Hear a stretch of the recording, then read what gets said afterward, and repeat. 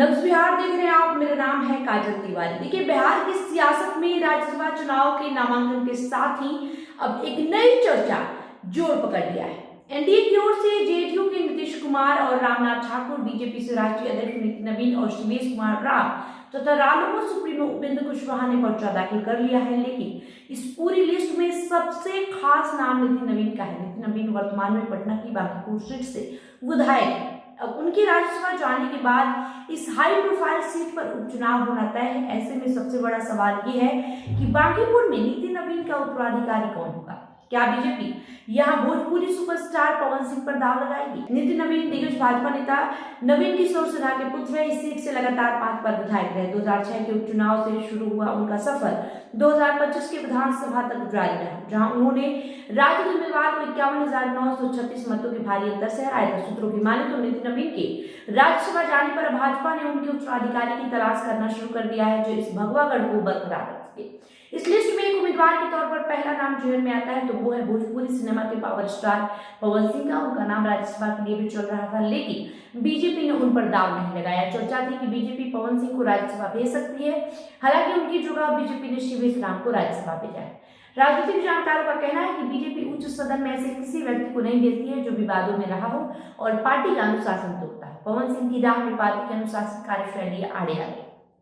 BJP नेतृत्व बांकीपुर के उपचुनाव में पवन सिंह के नाम पर गंभीरता से विचार कर सकता है, जिसके पीछे 2 मुख्य समीकरण है। पहला जातीय समीकरण, जिसमें नितिन नवीन काय समाज से आते हैं, जो सवर्ण वर्ग का हिस्सा है। पवन सिंह राजपूत समाज से, जो उसी फॉरवर्ड वोट बैंक में फिट बैठते हैं। बीजेपी इस सीट पर सवर्ण कार्ड खेलकर अपनी पकड़ मजबूत रखना चाहेगी। दूसरी वजह से बिहार चुनाव के दौरान पवन सिंह की बीजेपी और एनडीए दलों के प्रचार के लिए की गई मेहनत है। माना जा रहा है कि लोकसभा चुनाव में काराकाट सीट से उपेंद्र कुशवाहा को पवन सिंह के चुनाव लड़ने की वजह से हार का सामना करना पड़ा था। बीजेपी ने उन्हें निष्कासित कर कुशवाहा की नाराजगी दूर करने की कोशिश की। जो पवन सिंह की भाजपा में वापसी होने वाली थी, तो सबसे पहले पवन सिंह ने कुशवाहा से जाकर मुलाकात की थी।